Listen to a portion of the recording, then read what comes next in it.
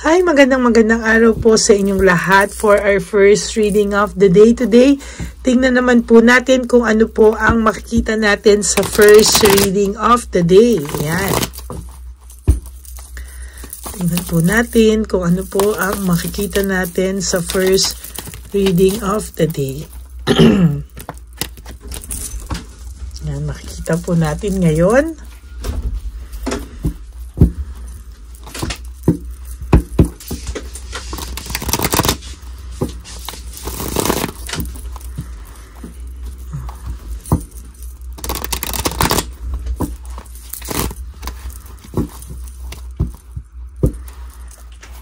Okay.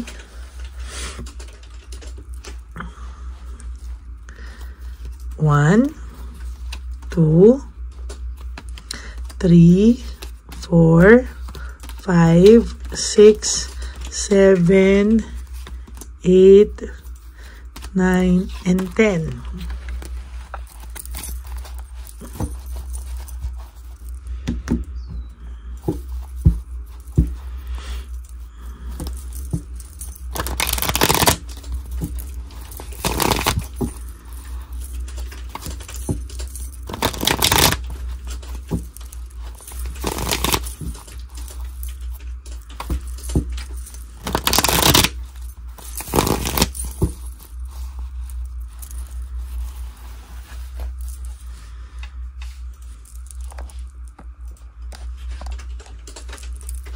Pili po tayo ng 10. 1,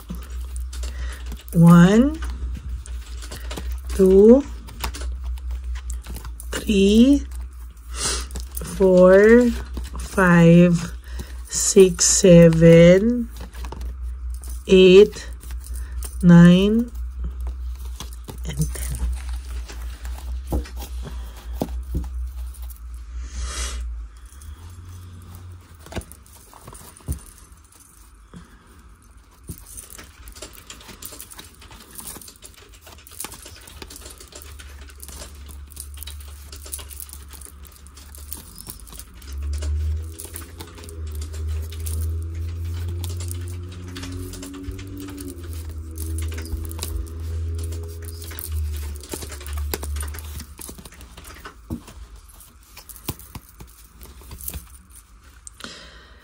Meron po itong taong itong iniisip, or inisip, o hindi inisip, bago na lang po, nagdesisyon lang po siya, at hindi niya po pinag-isipan yung desisyon na to, hindi niya po akalain na sa isang maling desisyon ang makakasira po sa inyo, makakasira po sa inyo yung isang maling desisyon, hindi niya po alam na sa isang maling desisyon lang ito, dito po magsisimula ang miserableng buhay nyo pareho. Pero pilit po niyang nilalaban na wala po siyang kasalanan. Pilit po niyang nilalaban na ikaw pa rin po ang may kagagawan or nag-push sa kanya sa isang bagay, or ikaw po yung sinasabi niyang hindi po makamove on sa sitwasyon. Marami po siyang bagay na gusto niya pong ang malagpasan. At talagang sa totoo lang po, itong taong pong ito ay parang pong walang remorse, or kahit po may remorse siya deep inside, pero ang galing-galing po nitong magpakita na wala po siyang emosyon at all. Sa nakikita ko po dito. No closure, incomplete pa po, hindi pa po tapos ang istorya nyo. Sa totoo lang, no closure, wala pa po kayong pagtatapos, incomplete po ang mga bagay-bagay, at sa nakikita ko po ngayon ay hindi pa po matatapos to anytime soon. Sa nakikita ko po ay magkikita at magkikita pa rin po kayo nito.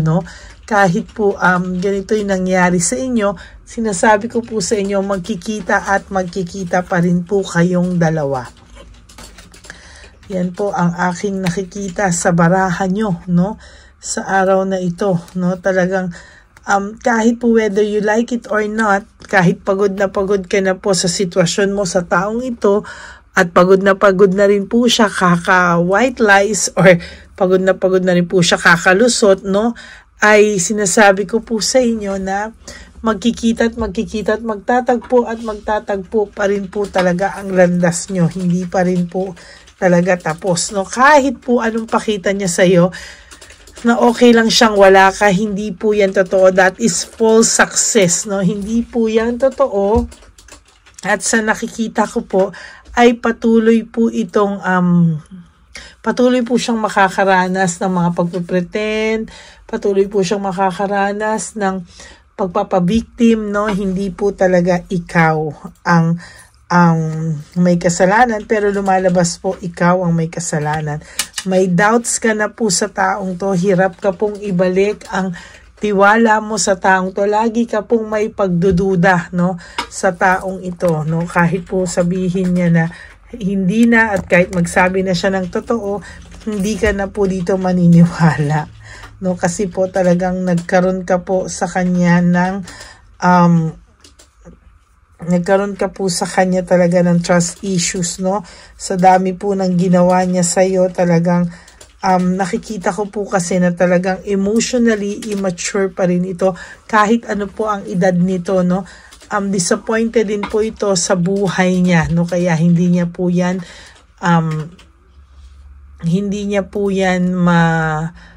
maitatago, no, na disappointed siya, no? Kahit po anong pagtatago niya, sinasabi ko po sa inyo, lalabas at lalabas po yan, ano? Disconnected po siya, no? Disconnected po siya talaga sa ngayon, no? Hindi po yan parang ayaw niya pong makipag-usap muna kung kani-kanino. Parang ayaw niya pong pinag-uusapan siya. Gusto niya lang po respetuhin siya. Kahit ano pa pong nangyayari sa kanya, ayaw niya pong pinag-uusapan siya ng mga tao. Takot na takot po siyang pag-usapan siya ng mga tao, pero siya naman po ang may kasalanan, no? Parang siya po yung gumagawa rin yan sa sarili niya, no? Oh my God, pareho po yung nabunot natin. Disconnectedness. Two different cards with one meaning, no?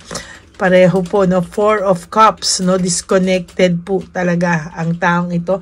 Ayaw niya pong pinag-uusapan siya. Nilalayo niya po yung sarili niya, no? Ang pinapakita niya po ay hindi siya apektado sa lahat. Deadma po siya, pero naaapektuhan po siya, kaya nga po niya dinidisconnect yung sarili niya sa mga intriga. Ayaw niya po, no? Talagang hindi niya po aaminin na nagkamali siya sa choice niya, oh, na natukso lang siya, at hindi niya po aaminin yan, ano? Meron din pong babaeng selos sa'yo sa ngayon, no? Self-centered po ito.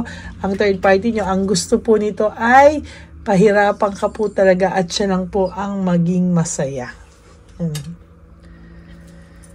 Ay, nako. May mga ganyan po talagang klase ng tao, no? Na, ayan, no? Na iniisip po ng third party na kahit kayo ay hiwalay na, kahit kayo daw po ay separated na, or kahit kayo daw ay hindi na nag-uusap at nasa kanya, naiisip ka pa rin daw po ng person mo, no? To be honest, talagang napaka-selfish din po nitong person mo. Ganon din po yung third party, no? Pareho po silang selfish, self-centered at insecure po, at nagsiselos po talaga sa'yo ang third party. As a matter of fact, everyday po hindi ka talaga nawawala sa buhay nila at talagang pinag-aawayan ka po nila. Ayan, no? Based on impulsive decision, quick decision, impulsive decision, mga talagang desisyong hindi pinag-isipan. Kumbaga po ito ay sabak lang ng sabak. Yan. Yan po yung mahirap ngayon. Confused siya. Oh. Confused, brutality, chaos. Ang dami niya pong chaos sa buhay niya ngayon. Napakadami po nitong nangyayari sa kanya at hindi niya rin po alam kung saan po siya lulugar dahil confused po siya at nagagalit-galitan po talaga ito, no? Pinapakita niya sa'yo na galit siya, pinapakita niya po sa'yo na wala siyang pakialam at siya ang galit at siya ang biktima, no? Talagang hindi mo po ito makikitaan ng nakukonsensya, no? Pero deep inside po, napapahiya po siya sa sarili niya, no? Kasi isang maling desisyon po ang nakasira din po sa pagkatao niya at sa kanyang buhay, no? Kaya po may pagkapahiya po dito ang taong ito, no? Disappointed po siya sa mga nangyayari sa kanya ngayon, pero ang sabi niya po, kaya niya yan, malakas siya, hindi siya babagsak. Yan po ang lagi niyang minomotivate sa sarili niya, nakakayanin niya po lahat, no? At hindi niya po kailangang ma-disappoint, pero sa totoo lang po, kahit ganyan talagang disappointed po ito, ayan, no, dinadaan niya lang po sa argumento, no, galit, no, kahit sino po ang makasama nito, panay argumento po ito, no, parang hindi po ito magpapatalo, parang lagi na lang po siyang galit, lagi po siya na lang ang tama, siya ang biktima, parang hindi niya po aaminin na siya po ay nagkakamali din, ano. Talagang na-anxiety po ito. May anxiety, may trauma. Nine of Swords is all about anxiety, trauma, at nawawala na siya ng hope. Oh. Yan po kasi ang kasalanan niya, no? Lagi po siyang merong group conflict, laging may kaaway to, which leads to frustration. Bakit? Kasi nga po, dahil sa ginawa niya, lagi po siyang ganyan. Wala po siyang peace of mind. Naghahanap po siya ng peace of mind. Nakakaramdam pa po siya na siya pa yung nagse-self-pity, no? Nagse-self-pity pa siya at pakiramdam niya po, siya talaga yung talo dito. Ayun yung sinasabi ko sa inyo. Oh. Anxiety, trauma, and hopelessness. No? Kasi siya po ang may kasalanan. Whether or not, tanggapin niya na nakasalanan niya, or hindi, no, siya po talaga ang may kasalanan. Kaya ngayon may nangyayari po sa kanyang high level of scrutiny, no? Talagang mahirap pong tanggapin ito, no? Kaya lang po, nandiyan na yan eh, hindi niya po yan, wala po siyang magagawa kung hindi tanggapin yan. Kahit po siya po ay may resentment and desire to reconcile, ayaw niya pong tanggapin yung problema niya, ayaw niya pong kahit po siya ay confused na, no, kung ano ang gagawin niya. Tapos po gusto niya pong hawakan yung control, pero hindi niya po mahawakan yung control. Parang hindi niya po kayang kontrolin ang mga bagay-bagay na nangyayari sa kanya. Kaya siya po ay nakakaramdam ng coldness sa sitwasyon niya, no? And for your last card, no, since may coldness siya, meron din po siyang emptiness and dependency. Yan po ay kasalanan niya, no? So, lahat po yan ay nangyari based po sa isang maling desisyon. Isang maling desisyon po na siya rin po ang may kagagawan sa hindi niya po pag-isip sa lahat ng mga consequences na pwedeng kaagapay ng isang maling desisyon niya. Okay, so yan po ang ating first reading of the day. I hope na naka-resonate po kayo, and if you do, can you please give me a like and comment down below para naman po makita natin kung ano po ang ating reaction, no? Or ano po ang gusto nyong sabihin sa akin sa comment box po natin. And for those of you po who would like to have a private reading with me, you can message me po at Ladyly Elena, that's Ladyly Elena, nasa dulo po yan ng ating video. Diyan nyo lang po ako makokontak, that's my official and legit FB account. Yan. Maraming salamat po sa inyong lahat.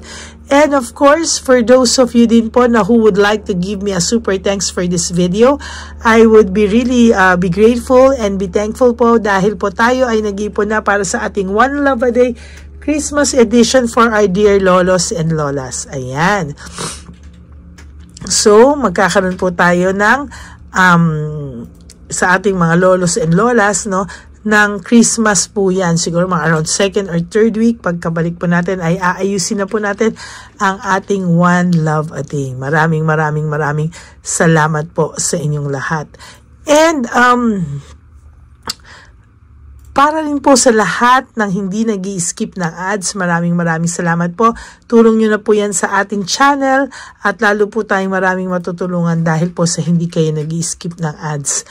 And sa aking mga ever loyal, solid, and faithful Lady Elena friends, family, and subscribers, I love you all from the bottom of my heart. Kahit saan po akong lupalop ng daigdig, ako po ay magbibigay sa inyo ng walang sawang reading of the day. At para po gabay sa inyong mga buhay. Pero sinasabi ko nga po sa inyo na this is just a tarot card readings na kay Lord pa rin po. At God's will kung ano po ang mangyayari sa buhay nyo.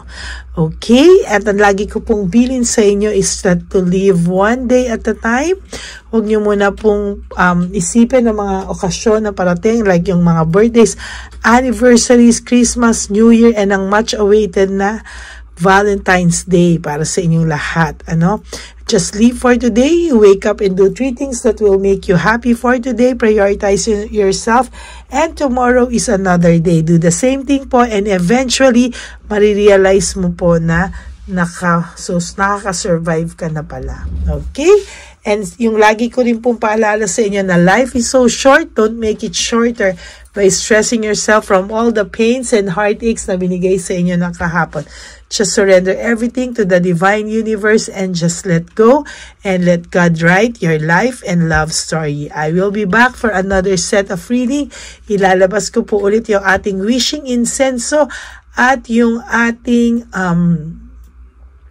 wishing incenso at yung atin pong candles, candles and wishing incenso.